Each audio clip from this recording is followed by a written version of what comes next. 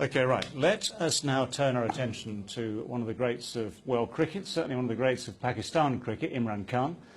Michael Anderson spent time earlier this year in Pakistan, and this was the result. Imran Khan is Pakistan's greatest cricketer.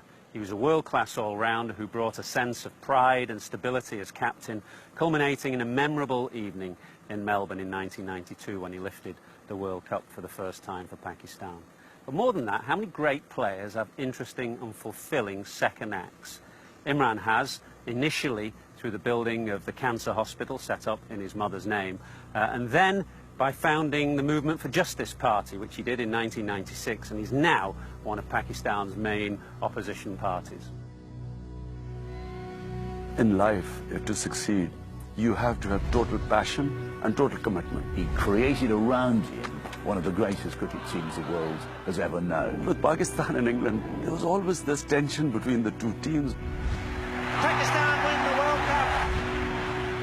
Imran Khan was the nearest thing that cricket has produced to a world historical figure. You've got to believe that you're going to win. And I have never not believed that one day I'm going to win.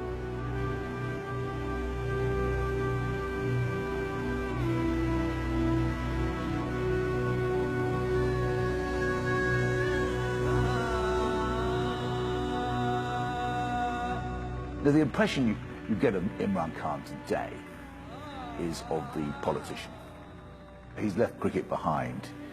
He's had all kinds of offers to stay in the game, but he's now become this formidable politician with really glowing eyes either on the becoming Prime Minister or President of Pakistan. I got unprecedented access to Imran as he campaigned around the country. It was a rare opportunity to watch and assess what drives and inspires the former cricketer and would-be Prime Minister. At his home, set in the beautiful hills just outside of central Islamabad, I got an opportunity to sit down and talk with him about his life before, during and after cricket.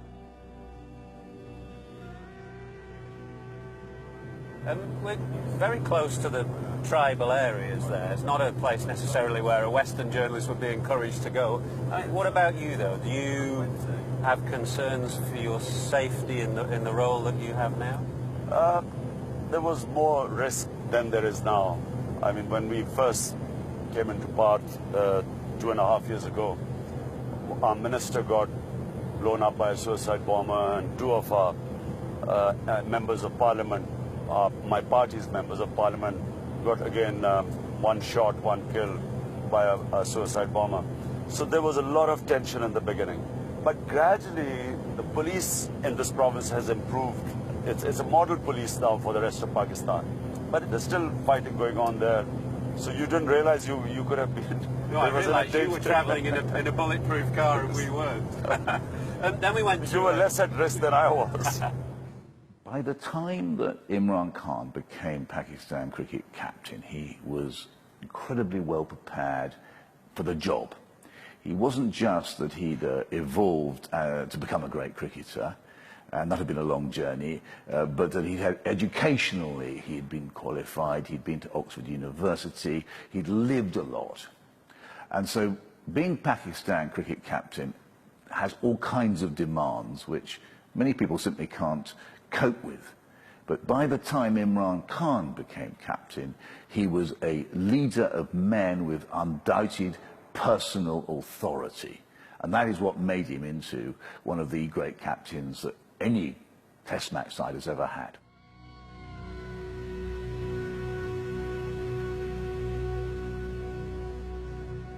Maybe a massive generalisation, but your father seemed to be a very proud patriot with a very strong work ethic. And on your mother's side came the cricketing influence, because the Burkees produced, what, upwards of 30 first-class cricketers and 3 Pakistan captains.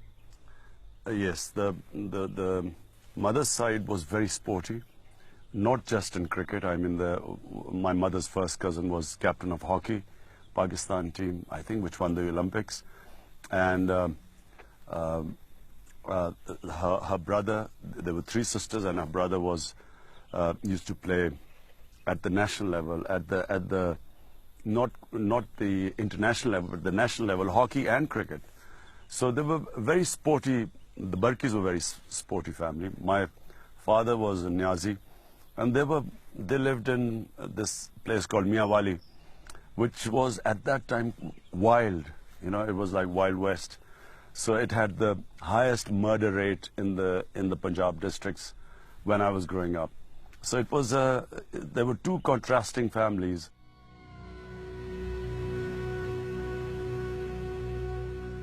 Pre-partition in 1947, Imran's family actually lived in Jalandhar, which is now in India. So at partition, the family came over to Lahore, and this is where they settled in Zaman Park, or I should say Zaman Park. And there are lots of houses here that belong to Imran's family, his uncle Jahangir Khan, his cousin Majid Khan. Imran's family's house is here as well. And this is where all the boys played. The Burki side of the family, which is Imran's mother's side, produced all the cricketers, about 30 or 40 first-class cricketers, 3 captains of Pakistan, and this is where they played their cricket.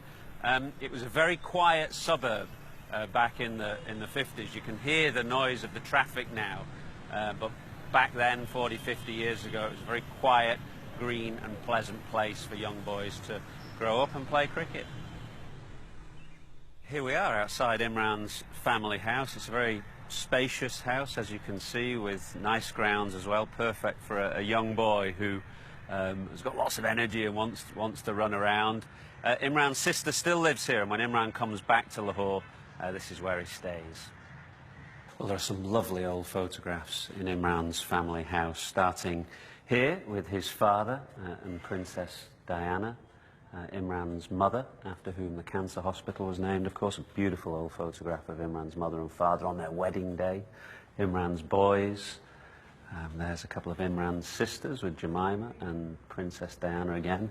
Imran as a young baby, and the wedding photograph, Imran and Jemima. And we went to Zaman Park. It looked an absolutely idyllic place to grow up. Very green, very spacious, a little kind of park at the end of the road, uncles and aunts, open houses, lots of cousins, a very outdoorsy, athletic type of childhood. Very. It was an ideal childhood because I went to HSN College, which was just next to Zaman Park, so which had great sports facilities. My family all went there, my mother's family.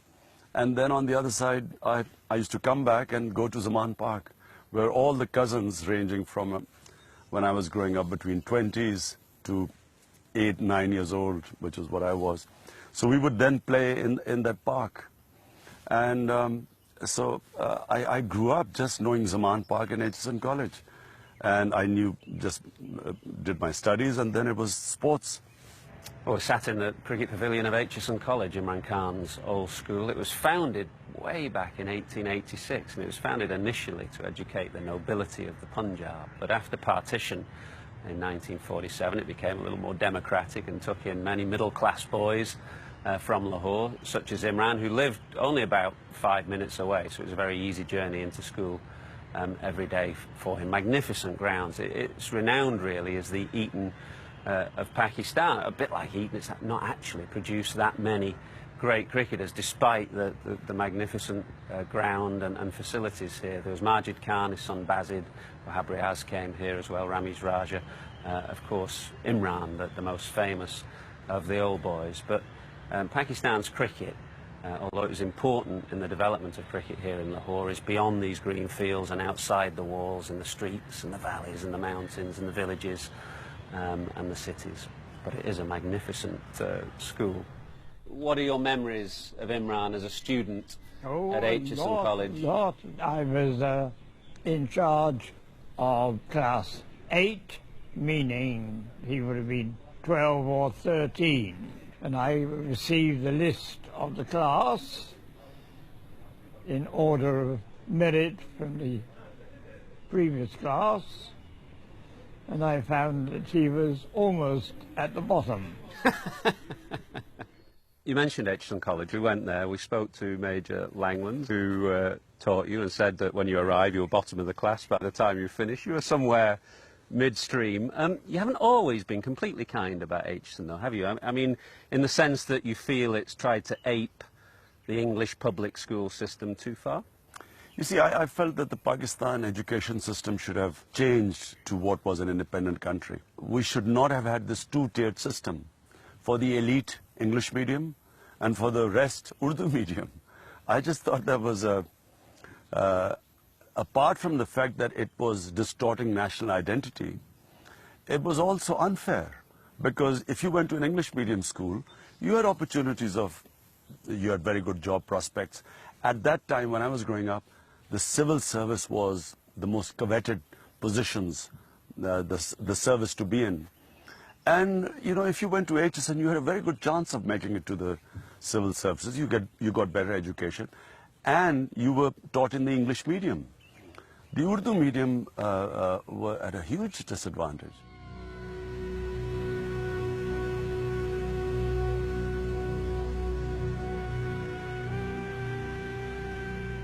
You left HSN, went to Worcester Grammar School and Oxford University, played a lot of county cricket in England. How did you look upon county cricket? Did you? I mean, we look upon that period as a golden age of county cricket because of the great overseas players that played there in the way that they don't now. But did you see it as a bit of a grind, or did you see it as a useful finishing school? I loved county cricket when I started off. I mean, as an 18-year-old, when I was offered a position at Worcester, I really wasn't good enough. But there was a wing commander, Shakespeare, who was then the chairman of Worcestershire Committee, and he brought me and he said, I think you've got great talent and I want you to play for Worcester. And he died over the winter, and so the others clearly didn't think at Worcester that I had that much of a talent. And they gave that overseas cricketers registration to someone else. I was supposed to get it the next year, so this was in '72, they gave it to someone else. So I played second team cricket. But I loved county cricket in the beginning because it was just new, and you know, I had this passion for cricket. It was very high quality of cricket at that time for me. And so for at least 10 years from the time I started playing, I loved county cricket. And then it became difficult because I was an all-rounder, a fast bowler, and playing every day. And then the atmosphere in the dressing room also used to be, people would treat it more as a job. For me, it was a passion. But you're right, the quality of cricket was very high in the 70s, even in 80s, when they were restricted to 2 overseas cricketers. But in 70s, there would be 4 or 5 overseas cricketers in a team. And very high standard. And that's where I really learned. It was a great place for me to learn cricket. Another flushing cover drive, a glorious shot there from Imran Khan. Really hit that one on the up. It was nothing like a half volley. Powered it away to bring the 200 up for his side. Did you experience much racism in county cricket? Yes, I did. When I first came, I remember as an 18-year-old, after the match in Bradford, we were walking on the streets, looking at the shops. The shops were closed. 6 of us, 1 was walking behind, 5 of us were walking in, together. And suddenly 2 police guys came out of an alley, grabbed him. So we turned around, and they sort of looked at us. They realized he was not alone. They shook him and threw him on the ground and said, "Keep it quiet." So I was so shocked. It was my first experience of seeing racism. And then we grew up reading English books about the English constable and the Bobby and how, he was. And suddenly I saw this. So that was my first, I remember being shocked by that. And there were undertones of racism among certain county cricketers. As I was growing up, I noticed this. But gradually this started going down because as the awareness, there was feeling against the racists. Anti-racism grew in England. During my time, from a boy as I grew up, I noticed that it started subsiding. But I remember one meeting of Cricketers Association at Birmingham, where the cricketers got together, the professional cricketers, and they said that there should be a ban on overseas cricketers. And we were sitting there. So I remember that. But that wasn't racism, that was more like job protection, which is completely against the spirit of being competitive. And I remember I used to be saying then that you will destroy your, if overseas cricketers go, the standard will come down, and actually you won't be able to produce quality players.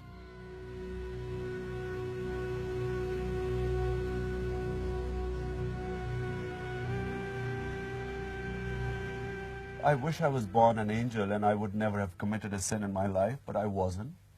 I was born in a society where I was influenced by various heroes, pop stars, you know, when I was growing up. I had a westernized education which removed me from Islam. Throughout the time in England, you had a kind of playboy image amongst the tabloid newspapers. You spent quite a bit of time at Tramp nightclub, you had a lot of high-profile girlfriends. How do you look back now at that phase of your life? I hardly remember it. I'm serious.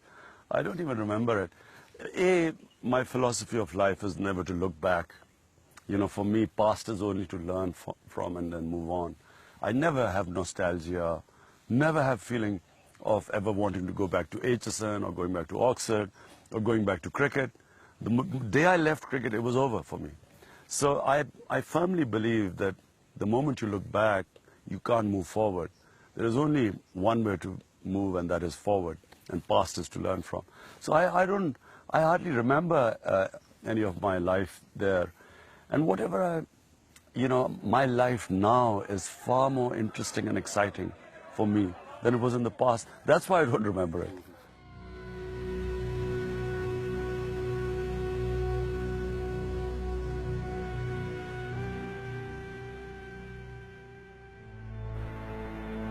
Imran Khan. And he's gone. Beautifully bowled. What a good delivery. Delivery from Imran. Well, that's it. 7 wickets in innings for Imran Khan. Two aspects to your bowling I wanted to touch on. You got to county cricket and you were a medium-pace bowler, really. A, where did the pace come from? And B, reverse swing is the great kind of, not mystery, but the great art that Pakistan fast bowlers have exploited and perfected, and how that particular art was passed down from maybe Sarfraz to you to Wasim and onwards. Well, firstly, I actually became quite quick, but I had a Jeff Thompson type slinging action. So when I played my first test match, I actually was a slinger.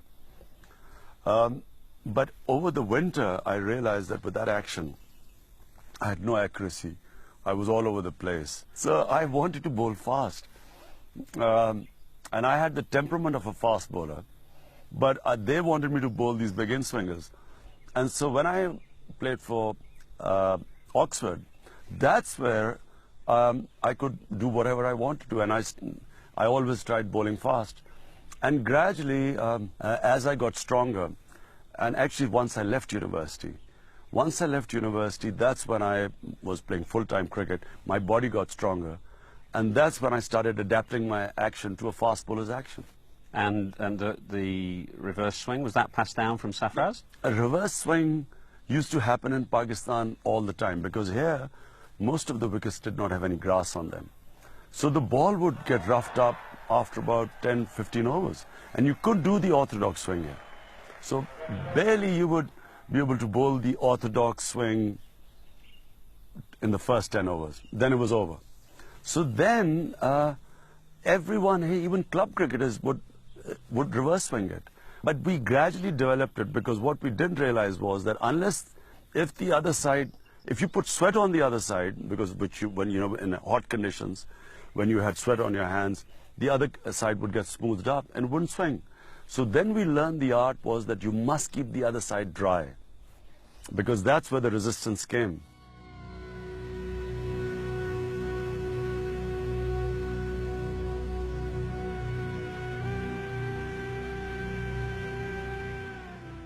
No, it's all right. Off you go.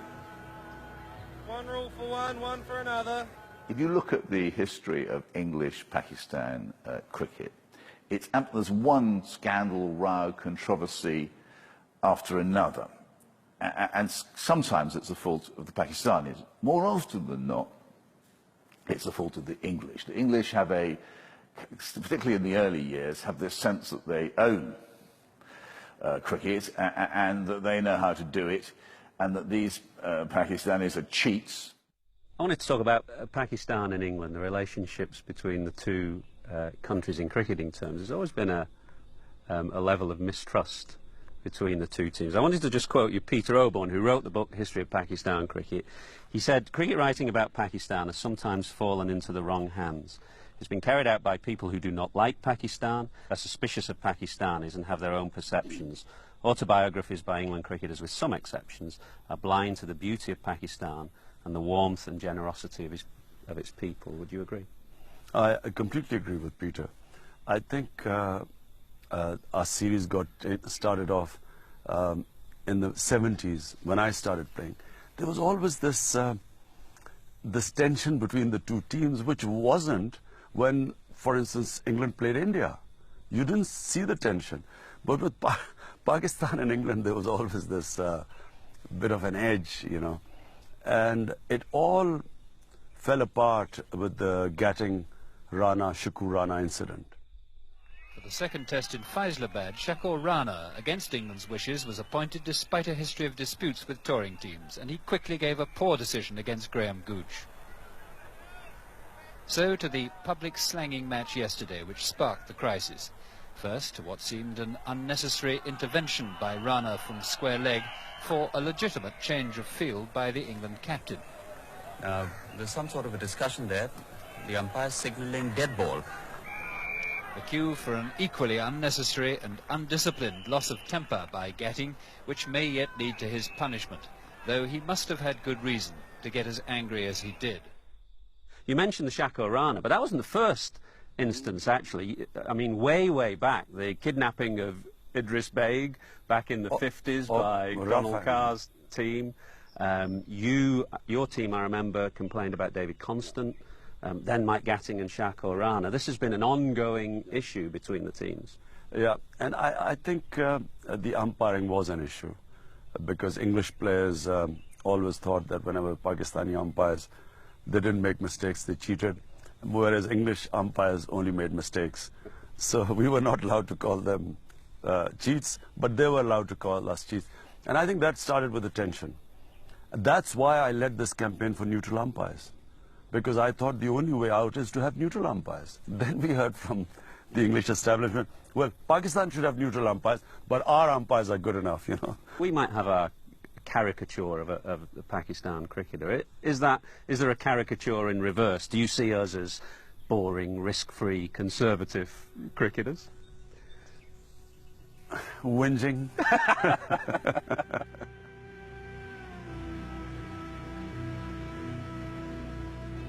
The match-fixing scandal has rocked the subcontinent for years, and now former Pakistan skipper Salim Malik has been found guilty after a lengthy investigation. It was, for me, the saddest part of Pakistan cricket, because I think the team, when I left in '92, I think was the best team in world cricket. So you've got your tiger on again, you want them to play like cornered tigers? Yes, that's the motto recently, and they've done a great job. You know, they've played like tigers, especially the younger boys, you know. Imran has this enormous personal self-confidence. He also has the confidence to tell the authorities to get lost.